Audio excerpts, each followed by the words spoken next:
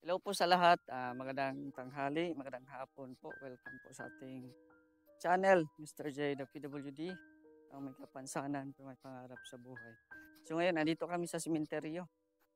Kasi nga po ay nakakalungkot na balita at yung isang beneficiary po natin sa unang napabahayan po ni Mr. J na si Nanay Rosario Rosales, aka Nanay, ano yan? Nanay Sayong?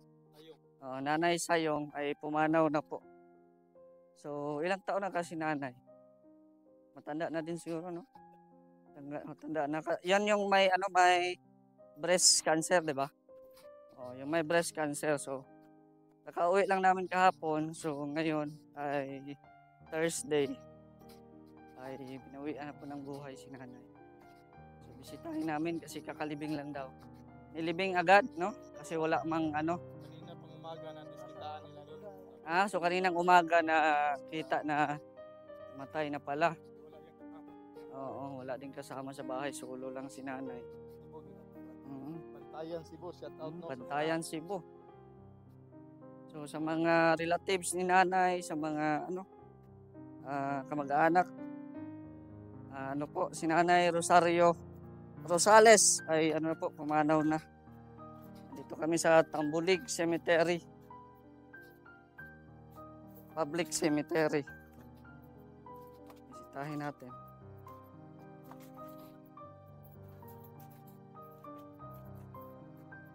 Ilibing agad ito kasi sige lang.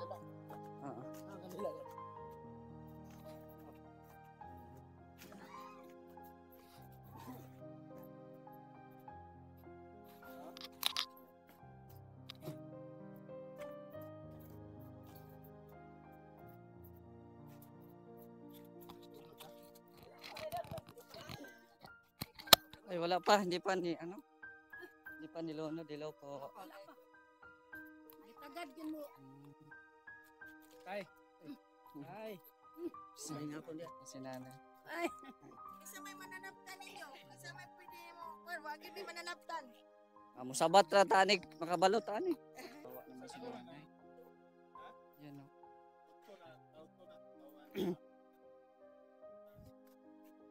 Si Nanay Rosario.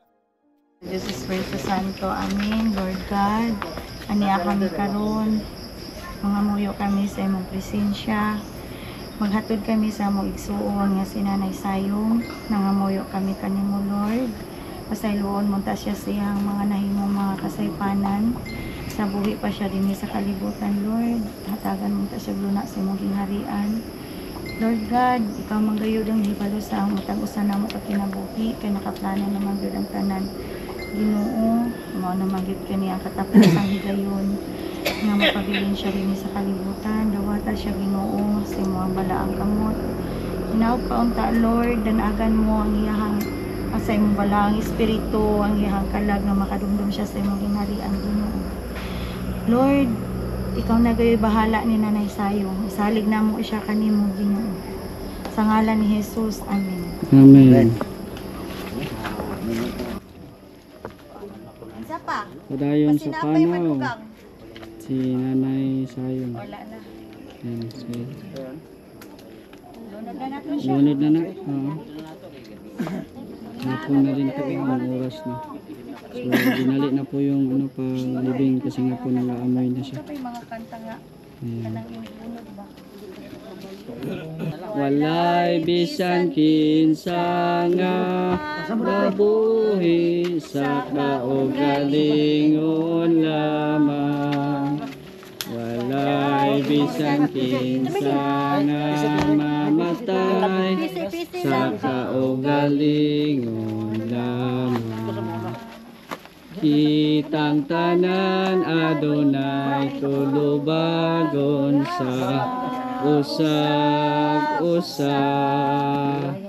Kitang tanan giusa sa Dios nga anak niya. Atong pagpangga o pag-alagad sa kaigsuonan, isang yawta ang maayong balita sa kanawasan. Kitang tanan aduna hilot na suod.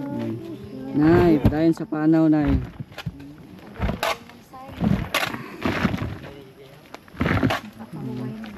Nakapahuway na si nanay sayang.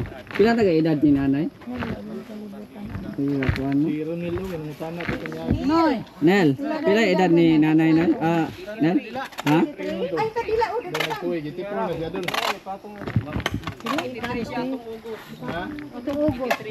83?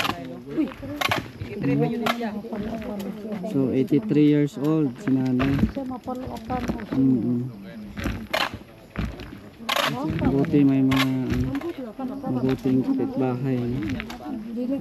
Naghatid din sa kanyang nanay. Kadawat pa pero kinahanglan mo o buwan. Ang dako ng lagong ganiha. Pundulong. Akong biliktan ang tak. Sagaan na lang. Pasaway. Sagara sa langaw. Ganahan ang ganong. Ang bato gaman sa cellphone mo. Ako na siguro. Yung bati ninyo bigyan niya. Kaya mo ganahan. Unang pabahay mo? Unang napabahayan mo. Ano? Nanay sayang. Sakto po uli yan. Ang anak, una po, nabana, Ang anak Kaso wala na pala, wala na gid sa pamilya rin. Patay, taga Cebu, so wala na pala, patay na din pala. kaliwatan ni wala kay kaliwatan. Yung mga relatives na lang. Hangyog ako sa mga kumbag. Kinsa na ay para sa nang kasi ang itabo ba? Sa iya habang pagka posisyon. Unsa? Taga sa asa kayo sa Cebu gadi? Taga Bantayan. Bantayan Cebu. Okay. Ayan. Ako anong ta siya kanang mapicturan, mapasa Mapicturan, dito oo. inanang itabo niya. Di ang pagkakalago sa iyong pamilya rito. Anya i-post na ko niya po do. Post lang na siya kay kasi na ay maka kuan na niya dito sa iyang mga kaliwat. Mga kaliwat. Naman kayo, kung ito picture na yun. Ana. Mga imong kuwan. Muna ko. Tama ulit.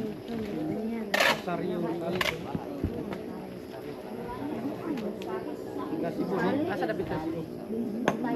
Bantayan alam or dan Bantayan? Basta ako dulu bantayan ganin siya. Bantayan. Bantayan no. Norte na, norte. Ako ko kabaluan ng ilang Sa mga taga Bantayan Cebu, kung kinsay mga relatives ni Nanay Rosario Rosales, siya po ay namatay na po. 83 years old na po si nanay. Ito po ay may breast cancer. So hindi na kinaya ni nanay. So ayun. Mag-relax na siya. Kaluoy ni nanay. May gani na yung mga butang silingan. lagi ni sa kaliwat. Dili man na ingon nga wala kabalo ang nakabalo na dahil kanali sa kaliwat kami kaliwat ni ang mundol.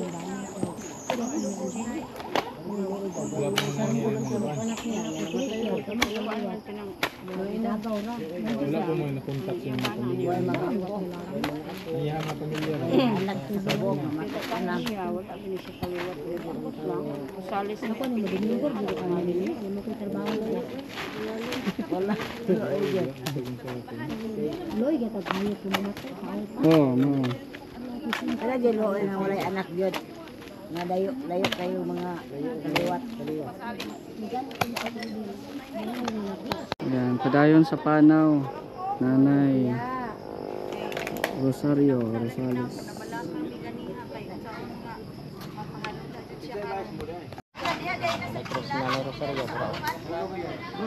Ulo na mer. Ulo di ana. Lagas na ka?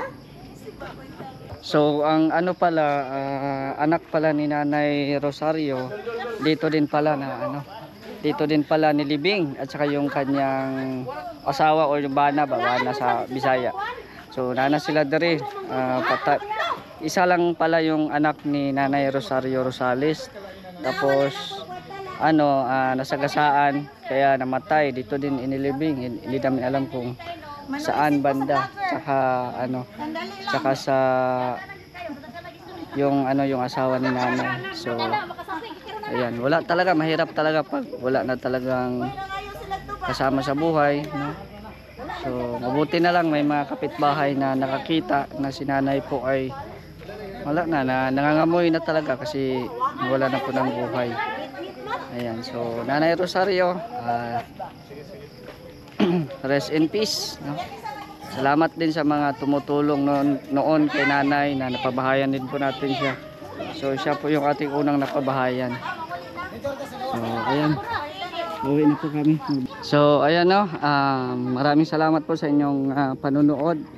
At yun na, kung sino pong mga taga Cebu, Bantayan, yung mga relatives po ni Nanay Rosales, Nanay Rosario Rosales, siya po ay namatay na at inilibing na po ngayon mismo, November 30, 2023. Ayan, maraming salamat po and God bless. Bye bye.